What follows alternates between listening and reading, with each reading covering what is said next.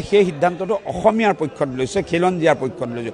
এইটো আইডিঅলজিকেল বেটল, এইটো কোনো পাৰ্চনেল তেওঁৰ কিবা পাৰ্চনেল গেইনৰ কাৰণে কৰিছে বুলি না। ইতিমধ্যে ভূপেন বৰা এজন ডাঙৰ নেতা আছিলে কংগ্ৰেছত।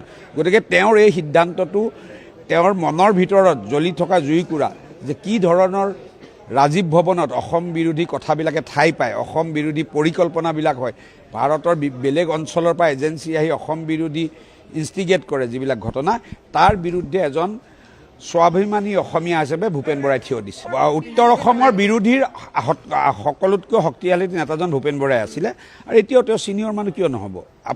আমাৰ শক্তি বাঢ়িব। আপোনালোকে বস্তুবিলাক কি আপোনালোকে প্ৰথমতে আৰম্ভ কৰে যে ভূপেন বৰাই উইড্ৰ কৰিব, যেতিয়া নহয় আপোনালোকে নেৰেটিভবিলাক কৰি নাথাকিব। এজন ব্যক্তি কংগ্ৰেছৰ এজন মুধা ফুটা নেতা এটা আইডিঅলজিকেল কাৰণত অসমীয়াৰ পক্ষত থিয় হৈ যদি বিজেপিৰ লগত সংযোজন হয়, তাত পীযুষ হাজৰিকা হওক, জয়ন্ত মল্লবৰুৱা হওক, মানৱ ডেকা হওক, ৰ'বচোন মানৱ মোক টিকেট দিলে নেকি, মানৱ ডেকা হওক, ডক্টৰ হিমন্ত বিশ্ব শৰ্মা হওক, আমি দুগুণে শক্তিশালী হ'ম। আপুনি জানে নেকি ভূপেন বৰাৰ লগত মোৰ ব্যক্তিগত সম্পৰ্ক কেনেকুৱা? আপোনালোকৰ মই টিকেট পালোঁ নেকি?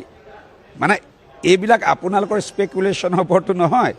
গোটেই কথাবিলাক হ'ল যে ভূপেন বৰা এজন শক্তিশালী নেতা হিচাপে উজনি অসমৰ পৰা পুনৰ বিজেপিৰ মঞ্চত আত্মপ্ৰকাশ কৰিব, আৰু সেইটো মই ব্যক্তিগতভাৱে তাৰ এজন জনপ্ৰতিনিধি হিচাপে মই আপোনালোকক এছুৰেঞ্চ দিছোঁ।